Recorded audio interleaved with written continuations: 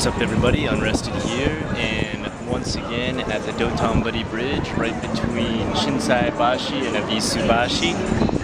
And today we're going to talk about something that people keep asking me to cover but really isn't going to be something I do anymore, unfortunately, and that is talk about nightlife in Japan. And the main reason being is that yes, I still go out, of course, but the occasion that I do go out at night at this point is extremely rare.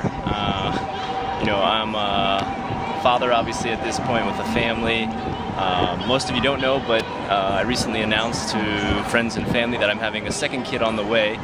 And so life for me is pretty calm at this point. I know people probably think, at least people write this in the comments, that they think I'm around age 25, but I'm actually 33. You know, finished college, started a career, moved to Japan, started a family.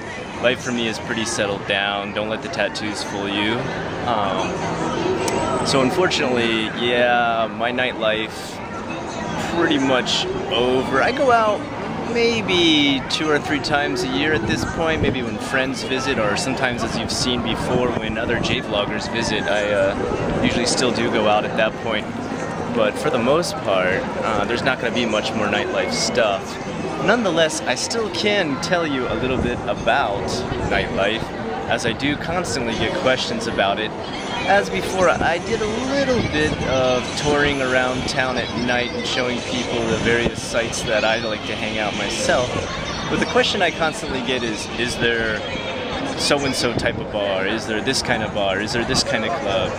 What kind of clubs are good for me to go hang out? What clubs can I go to where they can actually speak English if I'm just there to, you know, be a tourist for a short time?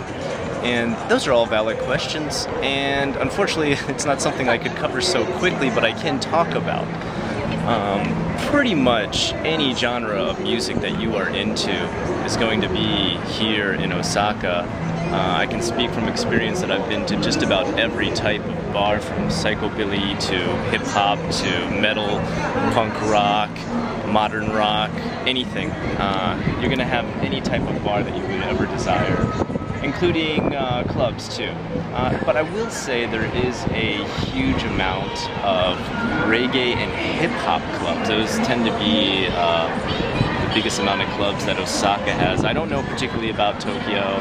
I've been there twice, but I don't really go there to have a big nightlife, so unfortunately I can't really give you any information on that. If you are interested in Tokyo, please hit up some of the Tokyo JVloggers. There's quite a few, but unfortunately I'm your Osaka man, I'm not your Tokyo guy.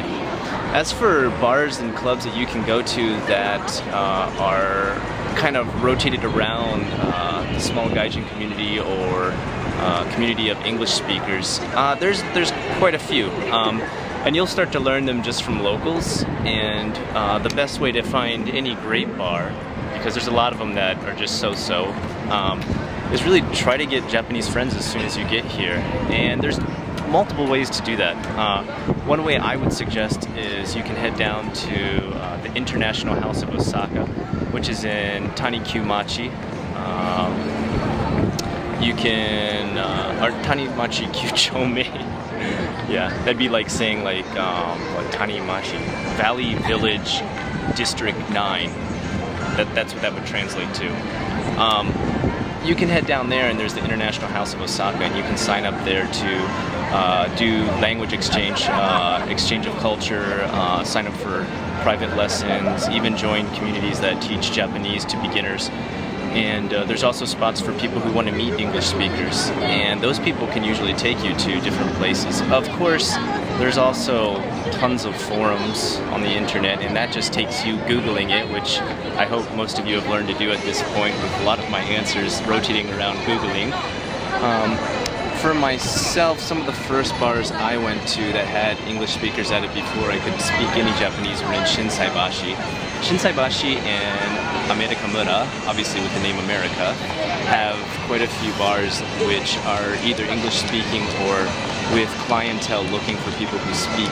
So those are the 2 areas you want to hit up the most if you really are interested in that. But I implore you, once you get comfortable in this country, I implore you to please try bars that don't have any English at all. You will have a much more exciting experience. I promise you, it will be a lot more fun. If you tend to keep going to the bars that are Gaijin only or English speakers or people looking for English speakers, you tend to run into the same crowd again and again and again, see the same faces. You know, it's a big city, but a lot of the people end up in the same places. And if you actually try and check out some of the bars that are, you know, only Japanese speaking, which obviously there's more of those than the other type, you're gonna find some really interesting, really wacky bars with some really great clientele, friendly people, and they're willing to let you use your really bad Japanese if you've just started to learn it. They're just excited to talk to a Gaijin. And I highly implore you to go ahead and check those out. Don't stick to the same places, the same bars, and the same clubs all the time. Be exploratory, be adventurous, try new stuff. Don't go to all the same places people tell you. That's it for today. As far as other questions concerning nightlife, as always, feel free to write me. I am Unrested, this is JFAQ. I'll see you next time.